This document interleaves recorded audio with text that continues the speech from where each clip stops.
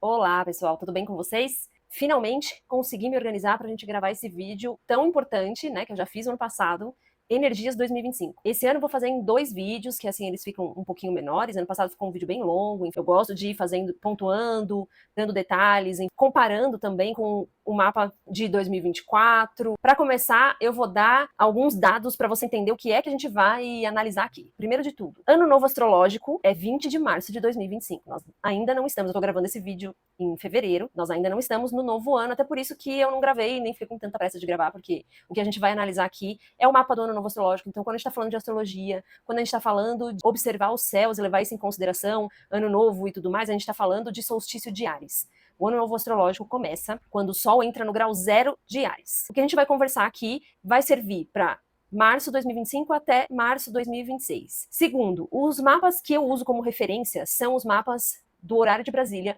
localizados em Brasília, né? Sempre quando a gente faz um mapa astral, a gente pega o dia, hora e local. Então aqui a análise ela serve principalmente para quem está no Brasil. Se você está muito distante do Brasil, muito provavelmente esse mapa vai ser praticamente o oposto quanto às posições das casas. Então, por exemplo, quando eu falar aqui que no novo ano astrológico a Lua vai estar marcada como uma Lua em Sagitário, onde quer que você esteja no mundo, vai ser essa mesma Lua. Só que para mim, no mapa do Brasil, né, quando a gente pensa no coletivo, ela está numa determinada casa astrológica. Para você, vai estar em outra. Então, algumas coisas servem para todo mundo, outras coisas não, tá? Mas é muito pontual, porque eu procuro não fazer muito análise das casas quando a gente está falando de um evento tão coletivo quanto o Ano Novo Astrológico. Eu vou separar em 2 partes, porque hoje eu vou falar só sobre o mapa do Ano Novo Astrológico. Então, esse mapa, que seria como o mapa de nascimento do novo ano, então a gente vai aí observar as considerações, principais aspectos entre planetas e tudo mais. E num segundo vídeo eu vou falar sobre os trânsitos de 2025, que tem bastante coisa pra gente olhar. E vai ser isso, gente. Vamos então com essa parte 1 aí. Bora falar então sobre o mapa do Ano Novo Astrológico. Muito que bem. Estamos aqui com 2 mapas na tela, né? O que é isso aqui, Rafa? Esse maior que vocês estão vendo bem aqui do meu lado, né? É o mapa do Ano Novo de 2025. Eu gosto de colocar sempre embaixo, eu fiz isso em 2024 também, quando eu fiz o Energias 2024, o mapa do ano anterior, pra gente ir dando uma comparada. Eu acho que a gente consegue entender os aspectos quando a gente entende também como foi o ano anterior, né? O ano que passou. Então vamos aí observar por onde que os planetas estavam, né? O Sol, obviamente, sempre vai estar no grau 0 de Áries todo ano novo astrológico. Mas e o resto? Aonde que tá? Tá formando aspecto com quem? Quem tem uma relevância e quem não tem? Então bora lá. Primeiro de tudo, eu gosto de olhar aonde está Marte. Por quê? Porque a gente tá falando, todo ano, o ano começa com a entrada do Sol em Áries. Nas minhas análises astrológicas, foi assim que eu aprendi, então, eu começo procurando o dispositor do Sol. O que é dispositor, se você é novo na astrologia?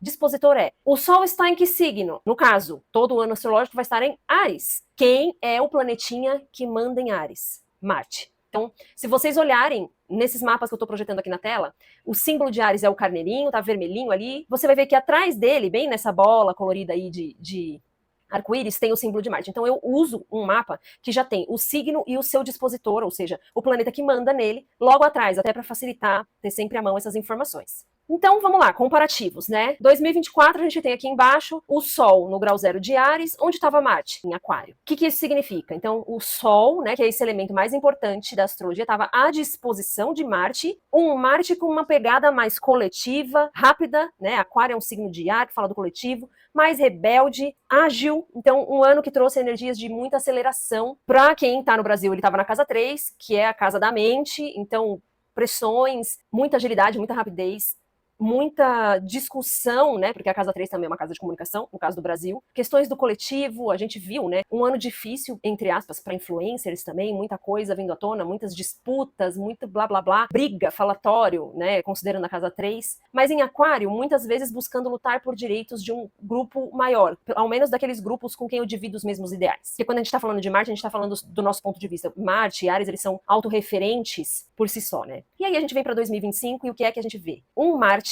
no signo de Câncer. Eu já vou adiantando e vou dizer para vocês que em 2025 o signo de Câncer vai estar em evidência. A gente vai ter a entrada de Júpiter no meio do ano no signo de Câncer. Júpiter é o regente do ano 2025, tá em Gêmeos no mapa do ano novo astrológico, mas de qualquer forma eu já vou adiantando que o signo de Câncer, que é o signo da grande mãe, que é o signo da sensibilidade, que é o signo do cuidado, da afetividade, da ancestralidade, ele vai estar em evidência. Aqui a gente já começa a ver, né? Todos esses planetas que estão em Áries estão à disposição desse Marte, porque Marte é quem manda em Áries. E onde é que está o Marte em 2025? no signo de Câncer. Quando eu penso em Marte em Câncer, eu também penso na força da sensibilidade. A gente conversou sobre isso quando a gente conversou sobre Câncer, eu tenho 2 vídeos aqui no canal só sobre isso, sobre o fato do amor, ao menos quando a gente pensa nele nesse aspecto canceriano, que é um signo cardinal, um signo de ação, no seu aspecto mais aguerrido, vamos dizer assim, né? O amor no seu aspecto mais ativo, ele definitivamente não é passivo, ele não se sujeita a tudo, ele age, ele intervém, né? Eu falei muito sobre isso quando falei sobre o signo de Câncer. Quando eu vejo essa posição, então, de Marte em Câncer, eu penso na força da sensibilidade, na defesa da nossa intimidade. Então, é um ano que a questão da privacidade talvez entre aí em discussão com muita força, seja no coletivo, seja no nosso dia a dia, né? Na construção de limites com os outros para a gente poder preservar nossa intimidade, preservar o nosso espaço sagrado, nossa zona de conforto, né? Nosso local de descanso, vamos colocar assim.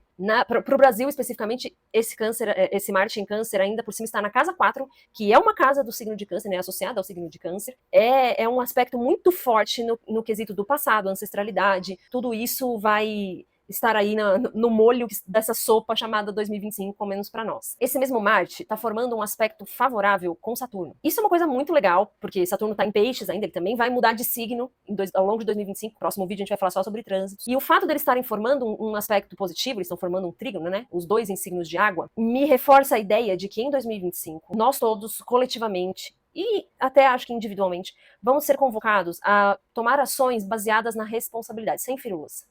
Especialmente responsabilidade afetiva. Então, o Marte em Câncer, agir no mundo, o Saturno em Peixes, atitudes práticas que sejam coerentes com os teus valores eternos. Vamos lembrar que quando a gente está falando de Peixes, a gente está falando do todo, a gente está falando de espiritualidade. E Saturno, quando entrou em Peixes, eu falei sobre isso um pouquinho no Energias 2024. A gente viu um ano transcorrer de muita cobrança em cima de líderes espirituais, né? A gente viu muitas coisas nas redes sociais, em cima de influencers também, porque a Casa 12 também é uma casa de psique, então pessoas que mobilizam a psique de outras, né? Com a entrada de Saturno em Peixes, foram cobradas, né? Ou começaram a colher as consequências das tuas atitudes, das tuas direções. Não sei, isso é uma coisa para se devagar sobre. Este aspecto de Marte com Saturno, em bom aspecto, vai convocar da gente responsabilidade e atitudes verdadeiramente honestas com relação à responsabilidade afetiva, com cuidado consigo mesmo e com o outro, essa questão de marcar posição, defender a tua intimidade, construir limites, né? Isso para mim é muito sobre construir limites, respeito a mim e aos outros, tudo isso vai estar aí de forma muito relevante. Esse mesmo Saturno está formando um aspecto positivo também com Urano, as últimas quebras de paradigmas ali de Urano em Touro, porque Urano também vai mudar de signo esse ano, vai para Gêmeos, conversa para outro vídeo. As últimas reflexões do coletivo, quando a gente está falando de Urano e Saturno especificamente, o que é que eu decido manter ainda do tradicional, daquilo que o tempo veio trazendo, que serve para o mundo, e o que é que Urano vai trazer o imprevisto para ruir, destruir, porque precisa ser renovado. O aspecto é bom, mas não significa que na prática as vivências do dia a dia vão ser fáceis ou bonitas. Não, mas tudo é para o nosso progresso e para a nossa evolução, certo? Segundo de tudo, né? A gente olhou então para o regente do Sol, que é Marte, sempre. O regente do ascendente. Aqui, um pedaço do vídeo que vai servir mesmo para quem tá no Brasil. O ascendente do Brasil esse ano é Peixes. Ano passado foi Capricórnio. Então, um ascendente mais duro, mais rígido, de cobrança, né? E aí a gente tinha como regente o próprio Saturno. Esse ano é a de Peixes. E aí a gente vai olhar Netuno. Netuno tá na casa 1, mas tá em Peixes ainda. Uma energia especial aí com relação à intuição, sensibilidade, espiritualidade. Um olhar mais uno pro todo, pro coletivo. Então, o signo de Peixes fala de compaixão, amorosidade, né? Amor ao todo, amor na sua esfera mais elevada, né? O amor universal. Esse é o amor de Peixes. No entanto, vamos lembrar que Peixes e Netuno também falam de ilusões, fantasias, desconexão da realidade. É um ano para buscar sim evoluir, buscar esse amor maior e manifestar esse amor na prática, porque Saturno está no mesmo signo ali, em Peixes. É bom que a gente tome cuidado com as ilusões, com as mentiras que a gente conta pra gente mesmo. Isso vale para o Brasil coletivamente, então é um ano, ainda mais depois que Urano entrar em Gêmeos, né, que aí as tecnologias vão explodir ainda mais. Cuidado com o que você acredita.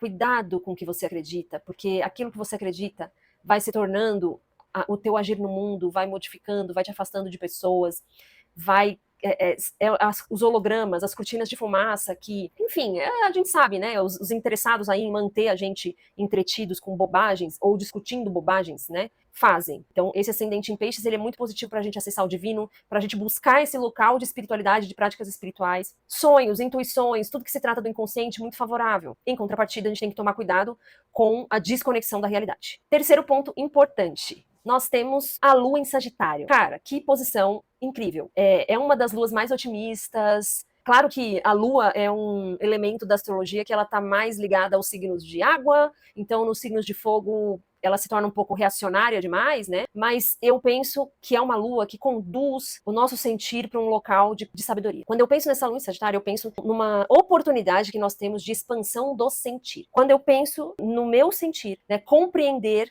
o meu sentir, em conhecimento, autoconhecimento, compreendendo como eu me sinto, não negando como eu me sinto, mas procurando entender como eu me sinto. Eu vou aprendendo, eu vou dominando. Então, essa expansão do sentir seria não necessariamente que eu vou sentir mais do que nos outros anos, mas sim uma grande janela de oportunidade para que a gente compreenda como a gente se sente. Então, é um bom ano para você começar a fazer as perguntas. Por que que eu me sinto tão irritada quando tal pessoa fala de tal assunto? Por que que eu me deixo irritar? Não é o se ela tá certa ou se ela tá errada, é a minha autorresponsabilidade de entender que eu não posso ficar me afetando cada vez que alguém fala sobre tal assunto ou me fala tal coisa. O que é que eu posso aprender, no que eu posso expandir a minha mente para melhorar a forma como eu lido com as minhas emoções. Veja, a Lua está em Sagitário e para nós, aqui no Brasil, ainda por cima, ela está na casa 9. É uma casa de saberes superiores, conhecimentos profundos, é uma casa de ética, moral, filosofia, é um convocar profundo do nosso sentir, mas sentir de forma madura, de sair da infantilidade emocional, né? Essa lua está formando bons aspectos com o próprio Sol, ela está formando um trígono com o Sol. Esse trígono é fantástico, porque a lua ainda está cheia, né? Ela não minguou. Quem buscar propósito e sentido tem um aspecto muito auspicioso e favorável para encontrar. O Sol é a luz da consciência, é a clareza, é a certeza das coisas. A lua é as emoções, e eles estão formando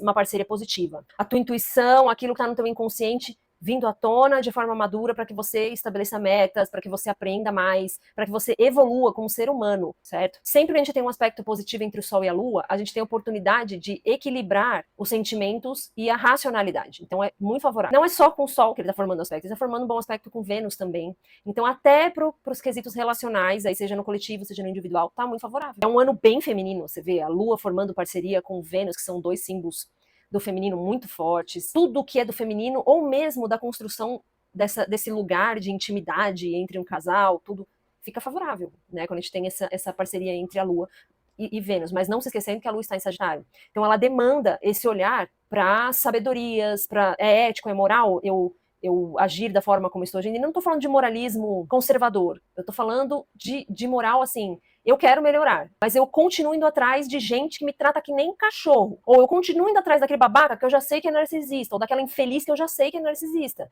que eu já sei que é tóxica pra mim, que me faz mal. Entende o que eu quero dizer? É disso que eu tô falando, não tô falando de moralismo de relacionamento. A Lua em Sagitário, ela vai exigir e ela vai esfregar na sua cara também isso, tá?